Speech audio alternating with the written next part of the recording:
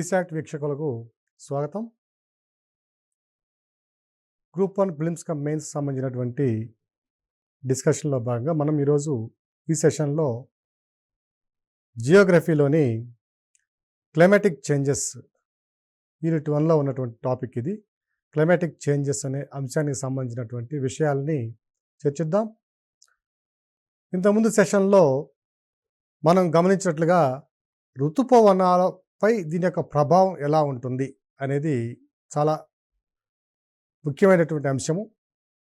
2013, 2014, 2015, 2017 UPSC మెయిన్స్లో దీనికి సంబంధించిన అంశాలు ఎల్నినో లానినో కేంద్రంగా తీసుకొని కోర్గా తీసుకొని సెంటర్ పాయింట్లో పెట్టి కొంచెం అటు ఇటుగా మార్చి ఇవ్వడం తప్ప వేరే ఏం జరగలేదు. అంత డైరెక్ట్గా ఉన్నటువంటి అంశం ఇది. కొంచెం అర్థం చేసుకోవడం కొంచెం కష్టమైనప్పుడు ఒకసారి అర్థమైతే మాత్రం ఇక ఇది మనల్ని విడిచిపెట్టదు. ఈ ఎల్నినో అంటే ఏమిటి, లానినో అంటే ఏమిటి, అసలు ఋతుపవనాలకి ఎల్నినోకి లానినోకి ఉన్న సంబంధం ఏమిటి, ఈ సంభవించినప్పుడు ప్రపంచవ్యాప్తంగా ఎటువంటి వాతావరణ మార్పులు అనేవి చోటు చేసుకుంటున్నాయి, గ్లోబల్గా క్లైమాటిక్ చేంజెస్ అనేవి ఏ విధంగా ఉంటున్నాయి, ఇది భారతదేశం యొక్క ఋతుపవన వ్యవస్థ మీద మరియు ఆర్థిక వ్యవస్థ మీద ఎటువంటి ప్రభావాన్ని చూపుతుంది అనేది మనం ఈరోజు చర్చించుకుందాం. ఇప్పుడు మనము సాధారణంగా ఋతుపవనాలను కనుక పరిశీలించినట్లయితే ఋతుపవనాలు అనేవి దక్షిణార్ధగోళంలో ఉన్నటువంటి ఉప ఆయనరేఖ అధిక పీడన మండలం నుంచి వీచే ఆగ్నేయ వ్యాపార పవనాలు, అవి ఉత్తరార్ధగోళంలోకి భూమధ్యరేఖను దాటి ప్రవేశించినప్పుడు అవి కొరియాలిస్ బల ప్రభావం వల్ల కుడివైపుకు వంగబడి నైరుతి ఋతుపవనాలుగా మనం వాటిని వ్యవహరిస్తున్నాం. అంటే మన ఋతుపవన వ్యవస్థకి మూలం ఎక్కడున్నది అంటే దక్షిణార్ధగోళంలో ఉన్నటువంటి ఉప ఆయన రేఖ అధిక పీడన మండలం మీద ఉన్నది. దక్షిణార్ధగోళంలో ఉన్నటువంటి ఉప ఆయన రేఖ అధిక పీడన మండలం మీద ఉందండి. దీన్ని పరిశీలించినట్లయితే ఇంతకుముందు మనం చర్చించుకున్నాం, ఇది ఈక్వటోరియల్ లో ప్రెజర్ బెల్టు, ఇది sub tropical high pressure belt in the northern hemisphere. This is also sub tropical high pressure belt in the southern hemisphere. ఇది ఉప ఆయన రేఖ అధిక పీడన మండలం. ఇది భూమధ్య రేఖ అల్పపీడన మండలం. సో ఇటువైపు నుంచి వచ్చే వ్యాపార పవనాలు ఈశాన్య వ్యాపార పవనాలు, ఇటువైపు నుంచి వచ్చేవి ఆగ్నేయ వ్యాపార పవనాలు. రెండు కలుస్తున్న ప్రాంతం వచ్చి దాన్ని ఐటీసీజెడ్ అంటాం, ఇంటర్ ట్రోపికల్ కాన్వర్జెన్స్ జోన్ వ్యవహరిస్తున్నాం, అంతర ఆయన రేఖ అభిసరణ మండలం అని పిలుస్తున్నాం. Because of the shifting of pressure belts always the convergence may not be there at a single location. They are moving from equator towards North Pole, and again when the seasons change they retreat, and in the reverse direction they are going to meet in the southern hemisphere. So ఈ విధంగా పీడన మండలాల్లో వచ్చేటటువంటి ఆ shuffling ఏదైతే ఉందో సీజన్స్ని అనుసరించి, కాలాలను అనుసరించి, ఋతువులను అనుసరించి ఏ విధంగా మన పీడన మండలాలు ఉత్తర ధ్రువం వైపుకి దక్షిణ ధ్రువం వైపుకి చెలిస్తున్నాయో దానికి అనుగుణంగా ఐటీసీజెడ్ కూడా కదులుతుంది. సో ఈ రెండు కదిలే క్రమంలో ఎప్పుడూ కూడా ఈ అంటర్ ట్రోపికల్ కాన్వర్జెన్స్ జోన్ అనేది ఒక దగ్గర స్థిరంగా ఉండక పైకి కిందికి మూవ్ అవుతూ ఉంటుంది. ఇది మనకు తెలిసిన విషయం. ఏది మూవ్ అయినా మూవ్ కాకపోయినా అంటే దాన్ని పక్కన పెడితే మనకి వస్తున్నటువంటి ఋతుపవనాలు అనేవి ఎక్కడి నుంచి ప్రారంభం అవుతున్నాయంటే దక్షిణార్ధగోళంలో ఉన్నటువంటి ఉప ఆయన రేఖ అధిక పీడన మండలంలో ఉన్నటువంటి ఈ హై ప్రెజర్ బెల్ట్ ఎక్కడైతే ఉందో ఈ అధిక పీడన మండలం నుంచి ప్రయాణించే ఆగ్నేయ వ్యాపార పవనాలే మనకి ఋతుపవనాలు. ఇప్పుడు కనుక చూసినట్లయితే ఇక్కడ ఈ ఫిగర్లో చూసినట్లయితే ఇది 0 degrees అండి ఈక్వేటరు, ఇది 23.5 degrees సౌత్ లాటిట్యూడు, మకర రేఖ 23.5 డిగ్రీలు దక్షిణ అక్షాంశము. ఇప్పుడు ఈ ప్రాంతం నుంచి మనకి ఋతుపవనాలు ప్రారంభమవుతున్నాయండి. అంటే ఈ ఆగ్నేయ వ్యాపారపవనాలు ఈ విధంగా ప్రయాణిస్తున్నాయి. ఈ విధంగా ప్రయాణించే ఆగ్నేయ వ్యాపారపవనాలు సాధారణ సంవత్సరంలో భూమధ్య రేఖను దాటి ఇలా వెళ్ళి మన భారత ఉపఖండాన్ని, దానికి ఇరువైపులా ఉన్నటువంటి భూభాగాలను కూడా స్పృశించి విస్తారమైనట్టు వర్షపాతాన్ని వస్తున్నాయి. అది మనకు తెలిసిన విషయం. సాధారణ సంవత్సరంలో ఇక్కడ ఎల్నినోకు సంబంధించినటువంటి అంశాలు 2 ఉన్నాయి.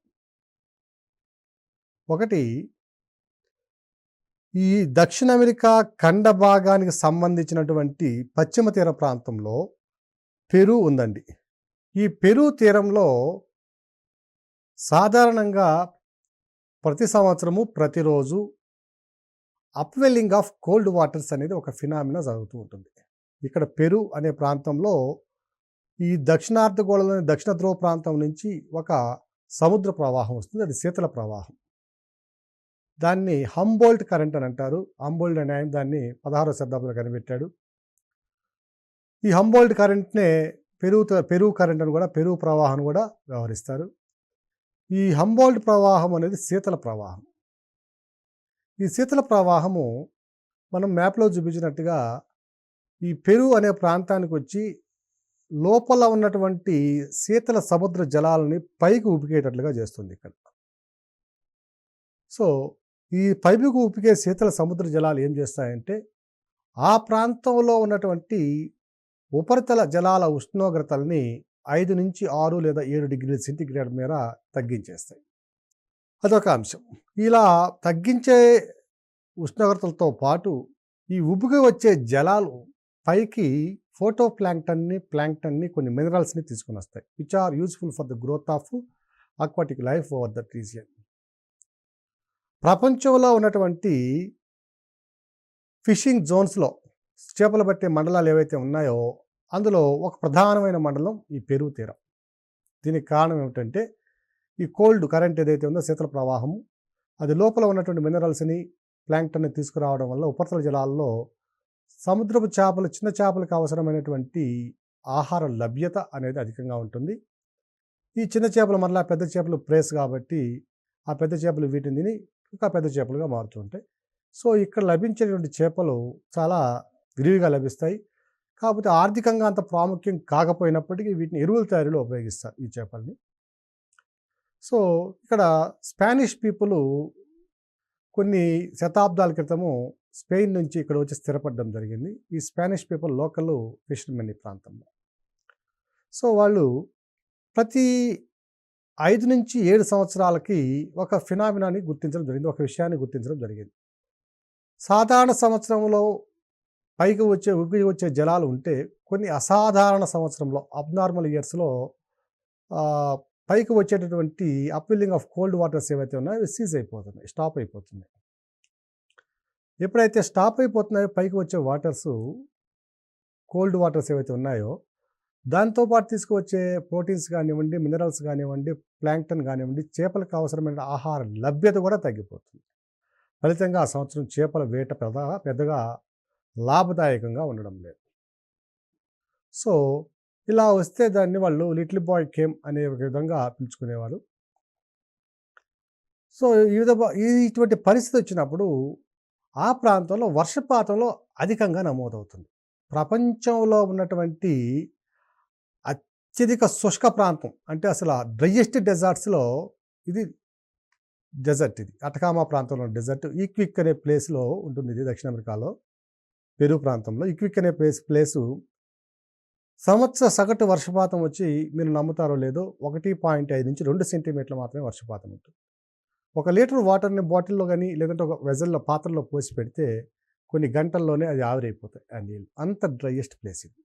సో ఇలాంటి డ్రై ప్లేస్లో ఎప్పుడైతే అప్వెల్లింగ్ ఆఫ్ కోల్డ్ వాటర్స్ ఆగిపోయినాయో ఆ సందర్భంలో ఈ ప్రాంతంలో అధికంగా వర్షపాతం సంభవిస్తుంది. సాధారణం కంటే అధిక వర్షపాతం సంభవిస్తుంది. దానివల్ల వాళ్ళు చాలా శుభప్రదంగా భావిస్తారు వాళ్ళు. ఎందుకంటే వాళ్ళు తాగడానికి నీళ్లు దొరికిన పరిస్థితి అక్కడ. సో ఈ సందర్భంలో ప్రపంచవ్యాప్తంగా కూడా అనేక అబ్నార్మల్ కండిషన్స్ అనేవి ప్రివేల్ అవుతున్నాయి. కొన్ని అసాధారణ పరిస్థితుల్ని మనం గమనిస్తున్నాం. ఈ అసాధారణ పరిస్థితులనే సదరన్ ఆసిలేషన్ సైకిల్ అని వ్యవహరించడం జరిగింది. దాన్నే సాధారణంగా ఎల్ నినో అని వ్యవహరిస్తారు. సో ఈ ఎల్ నినో అనేది ఇప్పుడు మనమే చూసాం.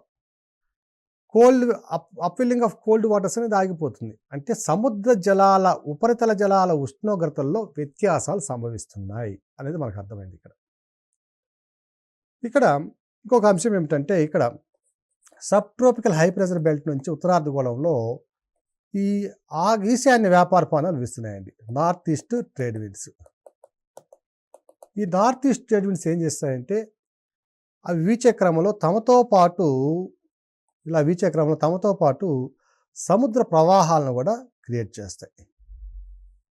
ఇదొక సముద్ర ప్రవాహం. దీన్ని నార్త్ ఈక్వటోరియల్ కరెంట్ అంటారు. నార్త్ ఈక్వటోరియల్ కరెంట్ అని వ్యవహరిస్తారు. అలాగే ఈ ట్రేడ్ విండ్స్, దక్షిణార్ధగోళంలో ఉన్నటువంటి ట్రేడ్ విండ్స్ ఏర్పరిచేటటువంటి ఈ కరెంట్ని ఏమంటామంటే సౌత్ ఈక్వటోరియల్ కరెంట్ అంటాం. దక్షిణ భూమధ్యరేఖ సముద్ర ప్రవాహం, పైన ఉన్నది ఉత్తర భూమధ్యరేఖ ప్రవాహం.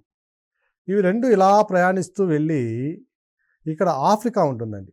ఆఫ్రికా ఖండం యొక్క తూర్పు భాగంలో ఖండపలకను ఢీకొని మరలా అవి వెనక్కి మళ్ళుతాయి. ఈ వెనక్కి మళ్ళే క్రమంలో ఈ విధంగా వెనక్కి మళ్ళితే దీన్ని కౌంటర్ ఈక్వటోరియల్ కరెంట్ అంటాం. అంటే ప్రతిచర్య ఉన్నట్లు, ఈచ్ యాక్షన్కి ఆపోజిట్ యాక్షన్ ఉన్నట్టు ఈ currents north equatorial current, south equatorial current ఇట్లా వెళ్తే దానికి ప్రతిచర్యగా కౌంటర్ ఈక్వటోరియల్ కరెంట్ వస్తుంది. ఇవన్నీ కూడా కవోష్ణ ప్రవాహాలు, అంటే భూమధ్యరేఖా ప్రాంతంలో ఉన్నాయి కాబట్టి ఈ జలాల యొక్క ఉష్ణోగ్రతలు అధికంగానే ఉంటాయి. సో ఈ విధంగా సంభవిస్తూ ఉంటే ఇవి ఇలా మళ్ళీ రావడం, మళ్ళీ ఇలా తిరగడం జరుగుతుంది సాధారణ సంవత్సరంలో. సో సాధారణ సంవత్సరంలో రెండు అంశాలు మనం పరిశీలించినట్లయితే, ఒకటి పెరు కరెంట్ అనేది యాక్టివ్గా ఉంటుంది, రెండవది ట్రేడ్ విండ్స్ కూడా యాక్టివ్గా ఉంటున్నాయి. వ్యాపార పవనాలు కూడా తన పని తాను చేసుకుంటూ పోతుంది. ఇక ఈ విధంగా జరిగే క్రమంలో ఏమవుతుందంటే, ఈ ప్రాంతంలో ఇలా వెళ్ళేటటువంటి ఈ ప్రాంతంలో ఇక్కడ ఉబ్బికినటువంటి చల్లని జలాలు ఏవైతే ఉన్నాయో, కోల్డ్ వాటర్స్ ఏమున్నాయో, ఇవి ఈ పెరు కోస్ట్ నుంచి కొన్ని వందల కిలోమీటర్ల దూరం ఉంటుంది. ఇక్కడ మనం దగ్గరగా వేసాం ఫిగర్లో. ఈ పెరు కోస్ట్ నుంచి ఈ ఆస్ట్రేలియా ప్రాంతానికి వచ్చేటప్పటికి అవి కూడా ట్రేడ్ విండ్స్ పరిధిలోకి లోబడి వాటి ద్వారా సౌత్ ఈక్వటోరియల్ కరెంటుగా ప్రవహించే దిశగా వస్తున్నాయి. ఇక్కడ ఈక్వటోరియల్ కరెంటుగా వచ్చే ఈ క్రమంలో ఆస్ట్రేలియా ప్రాంతాన్ని చేరేసరికి ఈ చల్లని జలాలు కాస్త కౌష్ణ జలాలుగా మారుతుంది. అంటే కోల్డ్ వాటర్స్ అన్నీ కూడా వామ్ వాటర్స్గా మారుతున్నాయి. ఇక్కడికి వచ్చేసరికి ఇక్కడ ఇండోనేషియా, ఇక్కడ సుమత్రా, బాలి ఈ దీవులు ఉన్నాయండి. ఇక్కడ మీరు అట్లాస్లో చెక్ చేసుకోండి. ఇక్కడికి వచ్చేసరికి ఈ జలాలు కవోష్ణ జలాలుగా మారి ఆవిరవడం ప్రారంభమవుతున్నాయి. ఫలితంగా మేఘాలు ఏర్పడడం, ఈ మేఘాలు ఈశాన్య ఆస్ట్రేలియా, కొంత ఉత్తర ఆస్ట్రేలియా ప్రాంతము, తర్వాత సుమత్రా, బాలి ఈ ప్రాంతాల్లో, ఇండోనేషియా కొన్ని దీవుల్లోనూ వర్షపాతాన్ని ఇస్తాయి. ఈ వర్షపాతాన్ని ఇచ్చడం ద్వారా ఇక్కడ ఒక సెల్ క్రియేట్ అవుతుంది. వాకర్ సెల్ అనేది ఒకటి ఉంటుంది. ఇక్కడ ఈ పైకి లేచినటువంటి వాయురాశులు వాకర్ సెల్తో మమేకమై ఆస్ట్రేలియా ప్రాంతంలో సంవహన ప్రవాహాల ద్వారా పైకి లేవబడినటువంటి అంటే తేమతో కూడినటువంటి వాయురాశులు కొంత ఎత్తుకు భాగాన్ని వర్షం ఇచ్చి, మిగిలినటువంటి వాయురాశులు మరలా అవి కిందకి దిగి వాకర్ సెల్ అనే ప్రవాహం ద్వారా మరలా ఈ సబ్ ట్రోపికల్ హై ప్రెషర్ బెల్ట్స్ని చెప్తాయి. ఫలితంగా ఈ హై ప్రెషర్ అంటే మళ్ళీ వాయురాశులు చేరాయి కాబట్టి ఈ హై ప్రెషర్ బెల్ట్ అనేది స్ట్రాంగ్గా ఉంటుంది. బాగా దృఢమైనటువంటి అధిక పీడన మండలం ఉంటుంది. సాధారణ సంవత్సరం జరిగేటువంటి విషయం ఇది. సో సాధారణ సంవత్సరంలో హంబోల్ట్ కరెంటు లేదా పైకి ఉబికి వచ్చే సముద్ర జలాలు యాక్టివ్గా ఉండడం. రెండవది ఆస్ట్రేలియా, ఉత్తర ఆస్ట్రేలియా, ఈశాన్య ఆస్ట్రేలియా ప్రాంతంలో ఒక మేఘావృతంతో కూడినటువంటి ఒక పూల్ ఏర్పడుతుంది. దీన్నే వెస్టర్న్ పసిఫిక్ పూల్ అంటారు. ఈ వెస్టర్న్ పసిఫిక్ పూల్ అంటారు. ఈ వెస్టర్న్ పసిఫిక్ పూల్ వల్ల ఈ ప్రాంతంలో ఆస్ట్రేలియా ప్రాంతం, ఇండోనేషియా కొన్ని దీవులు, ఈ ప్రాంతంలో వర్షపాతం సంభవిస్తుంది. సాధారణంగా జరిగే పని. ఇక అబ్నార్మల్ ఇయర్లో ఏమవుతుందంటే దీన్నే ఎల్ నినో ఇయర్ అంటున్నాం. El Nino is nothing but the temperature anomaly between the western Pacific and eastern Pacific ocean surface waters. El Nino అంటే ఇది పెరు ప్రాంతంలో ఉన్నది ఈస్టర్న్ పసిఫిక్. ఈ ఆస్ట్రేలియాకి ఈ ప్రాంతంలో, దిగువ ప్రాంతంలో, అంటే ఆస్ట్రేలియా దగ్గరగా ఉన్న ప్రాంతంలో దాన్ని వెస్టర్న్ పసిఫిక్ అంటున్నాం. ఇది ఒక 120 నుంచి 180 డిగ్రీస్ ఈస్ట్ లాంగిట్యూడ్స్ మధ్య ఉంటుంది. సో ఈ ప్రాంతంలో సంభవించేటువంటి సముద్ర ఉపరితల జలాల ఉష్ణోగ్రతలలో వస్తున్నటువంటి అసాధారణ విచరణమే, అసాధారణ విచలనాన్ని ఏమంటున్నామంటే ఎల్ నినో పరిస్థితి అంటున్నాం. సో ఈ ఎల్ నినో ఇయర్లో ఏమవుతుందంటే మళ్ళా 2 అంశాలు సంభవిస్తాయి. ఒకటి, కోల్డ్ పెరు కరెంట్ ఏదైతే ఉంటుందో అది అంతర్ధానం అయిపోతుంది, ఇప్పుడు ఉండడం లేదు.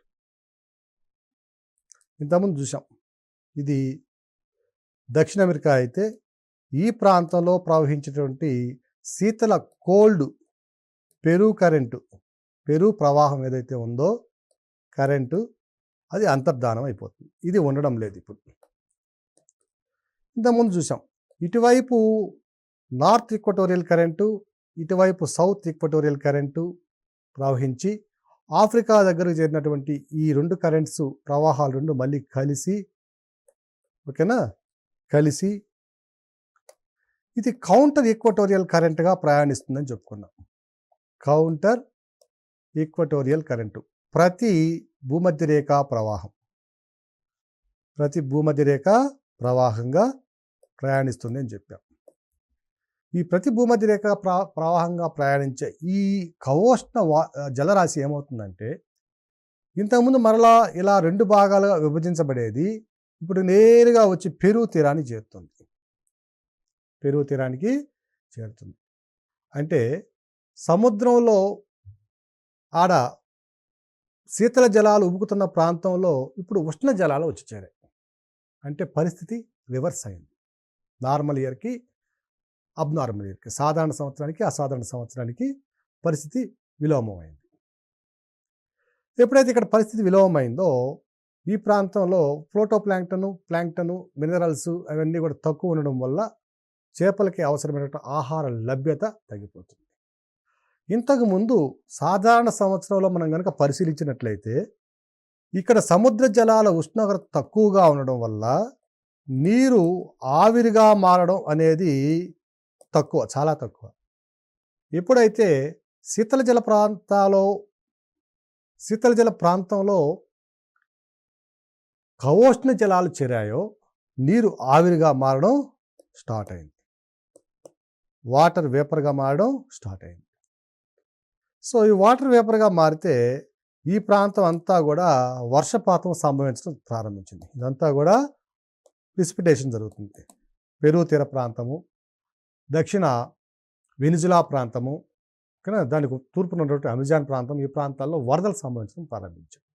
దీనికి పైన ఉన్నటువంటి మెక్సికో తీరము, మెక్సికో ప్రాంతము, దానికి ఎగువన ఉన్నటువంటి ఉత్తర అమెరికాలోని దక్షిణ ప్రాంతము, ఈ ప్రాంతాలంతా కూడా అసాధారణ సంవత్సరాల్లో వర్షపాతాన్ని నమోదు చేసుకుంటున్నాయి. అంతకుముందు వర్షపాతం లేనటువంటి సందర్భంలో ఇప్పుడు వర్షపాతం వస్తుంది. అంటే వాళ్ళకి వరదలు వస్తున్నాయి, ఫ్లడ్స్ వస్తున్నాయి. దీనికి ముందు ఇంకొక విషయం గమనించాం మనం. ఆస్ట్రేలియా దగ్గర ఉన్నటువంటి ఈ ప్రాంతంలో వెస్టర్న్ పసిఫిక్ పూల్ అనేది ఏర్పడుతుందని చెప్పాం. వెస్టర్న్ పసిఫిక్ పూల్ అంటే పెరు తీరం నుంచి తీసుకురాబడినటువంటి సముద్ర జలాలు ఆ ప్రాంతంలో నీరు ఖగోష్ణ జలాలుగా మారి ఆవిరయ్యి ఆ ప్రాంతంతో పాటు చుట్టుప్రక్కల ప్రాంతాల్లో వర్షపాతాన్ని ఇచ్చి దాని ద్వారా పైకి లేచిన వాయురాశులు మళ్ళీ వాకర్సెల్ ద్వారా వచ్చి హై ప్రెజర్ బెల్ట్స్లో చేరడం చూసాం. ఫలితంగా దక్షిణార్ధగోళంలో ఉన్న హై ప్రెజర్ బెల్ట్ బాగా స్ట్రాంగ్ అయ్యేది, ఆగ్నేయ వ్యాపార పదాలు చురుగ్గా ప్రయాణించేవి. ఇప్పుడు అటువంటి పరిస్థితి రివర్స్ అయిపోయింది. అంటే ఈ దక్షిణార్ధగోళంలో సౌత్ ఈస్ట్ ట్రేడ్ విండ్స్ ఎక్కడి నుంచి అయితే ప్రారంభిస్తున్నాయో ఆ ప్రాంతంలో ఇంతకు ముందున్నంత అధిక పీడనం ఉండడం లేదు. ఈ ఆఫ్రికా తీరంలో ఏమవుతుందంటే వెస్టర్న్ పసిఫిక్ పూల్ లేకపోవడం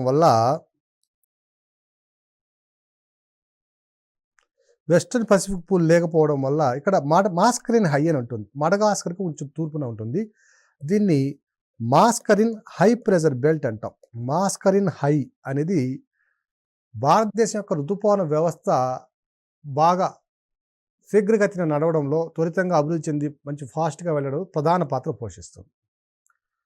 సో ఈ మాస్కరిన్ హై ప్రెజర్ బెల్ట్ వద్ద ఏమవుతుందంటే పీడనంలో తగ్గుదల సంభవిస్తుంది. అంటే అల్పపీడన వ్యవస్థ ఏర్పడుతుంది. సో ఈ అల్పపీడన వ్యవస్థ వల్ల పీడన వ్యత్యాసం తగ్గి, అంటే భారత భూభాగంలో ఉన్నటువంటి అల్పపీడన ద్రోణికి ఈ హిందూ మహాసముద్రంలో, దక్షిణార్ధగోళంలో, అరేబియా మరి ఆఫ్రికా ఖండానికి మడగాస్కర్ తీరంలో ఉన్నటువంటి మాస్కరిన్ హై ప్రెజర్కి మధ్య ఉన్న పీడన వ్యత్యాసాలు తగ్గుదల సంభవించి ఇంతకుముందు ప్రయాణించినట్లుగా ఈ ఋతుపవనాలు అంటే ఆగ్నేయ వ్యాపార పవనాలు ప్రయాణించడం లేదు. సో పీడన వ్యత్యాసం అనేది పెరిగింది. అంటే పీడనలో వ్యత్యాసం ఉంది. ఇంతకుముందు ఒక 20 మిల్లీ బార్స్ ఉంటే ఇప్పుడు 15 మిల్లీ బార్స్కు అంటే తగ్గింది, పెరగడం కాదు తగ్గడం ఇది.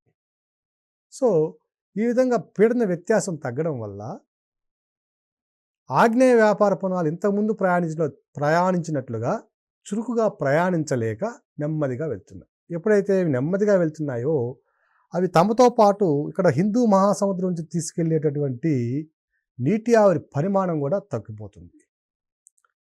వాయురాశుల వేగం తగ్గింది, నీటి ఆవిరి పరిమాణం తగ్గింది. కాబట్టి తప్పనిసరిగా మనకి లభించేటటువంటి అవపాత విలువల్లో అంటే వర్షపాత విలువల్లో కూడా మనకి క్షీణత అనేది సంభవిస్తుంది. ఫలితంగా భారతదేశంలో వర్షపాతంలో విచలనం సంభవిస్తుంది. అంటే రుణాత్మక విచలనం అంటే తగ్గుదల సంభవిస్తుంది. ఫలితంగా కొన్ని సందర్భాలలో భారతదేశం కొన్ని కరువు కాటకాలను కూడా ఎదుర్కోవాల్సి వస్తుంది.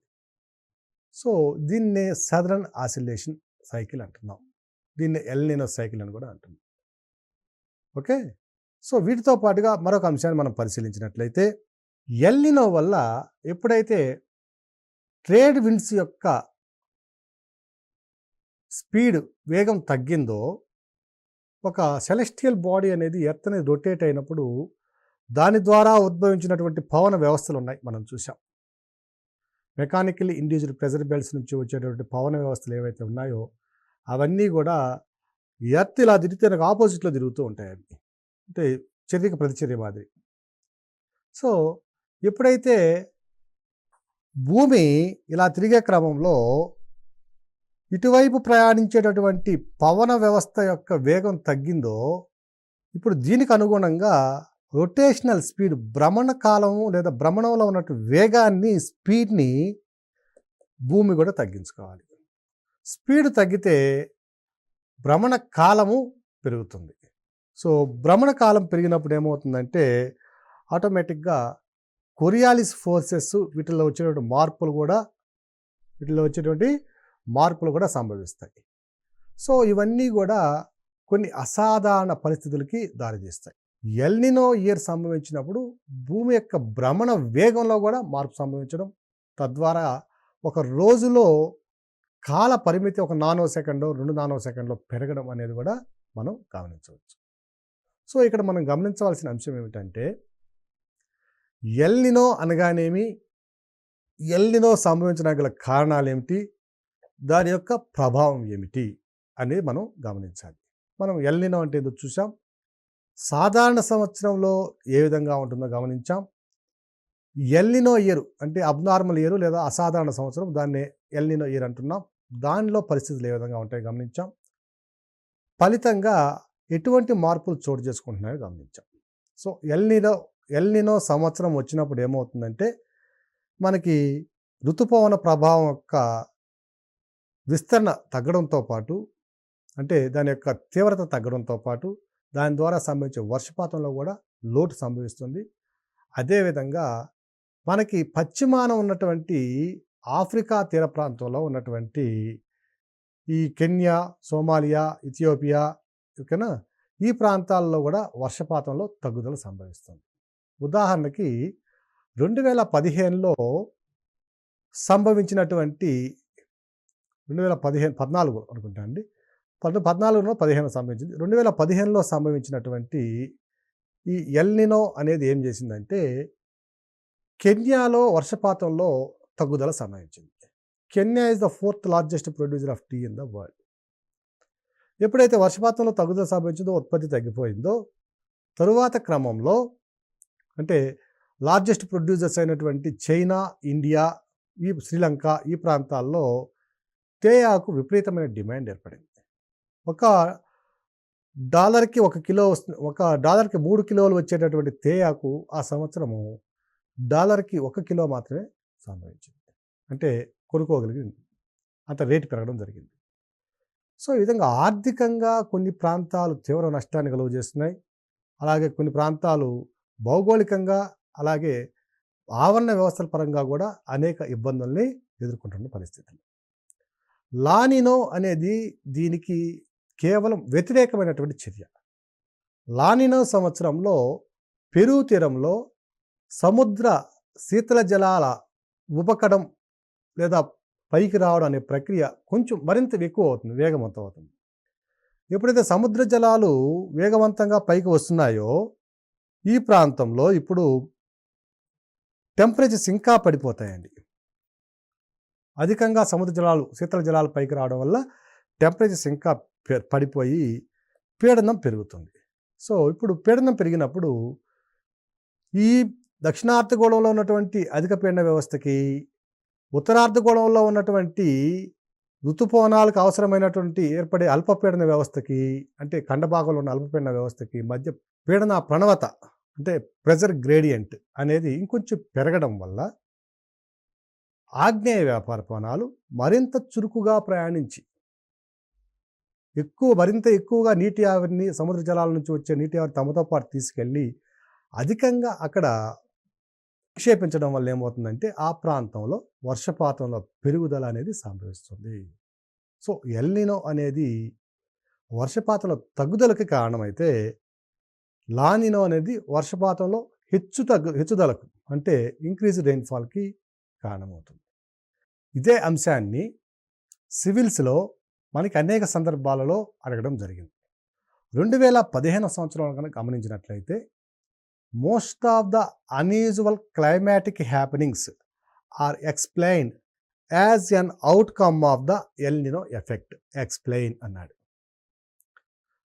ప్రపంచవ్యాప్తంగా సంభవించేటటువంటి అసాధారణ వాతావరణ మార్పులు అనేవి ఎల్ నినో ద్వారా సంభవిస్తున్నాయి, సమర్థించండి లేదా వివరించండి అన్నాడు 2015 సంవత్సరంలో. తరువాత 2014లో ఇదే ప్రశ్నని మాన్సూన్స్తో ముడిపెట్టి అడగడం జరిగింది. How far do you agree that the behaviour of the Indian monsoons has been changing due to humanizing of landscapes అన్నాడు. భారతదేశంలో భౌగోళిక స్వరూపాలు కొన్నింటిని మానవులు ఆక్రమిస్తున్నారు. పశ్చిమ కనుమలు కానివ్వండి, తూర్పు కనుమలు కానివ్వండి, కొన్ని కొండ ప్రాంతాలని, హిమాలయాలు కానివ్వండి, ఇవన్నీ కూడా నివాసాల కోసం లేకపోతే టూరిజం అని, అభివృద్ధి పేరుతో ప్రాజెక్టులని, ఈ విధంగా కొన్ని దశాబ్దాలుగా, శతాబ్దాలుగా ఆక్రమణకు గురవుతూనే ఉన్నాయి. ఇది పెరుగుతూనే ఉంది. దీనివల్ల ఋతుపవనాలు అనేవి మారుతున్నాయా, అసాధారణ స్థితిలో మారుతున్నాయా అని అడగడం జరిగింది.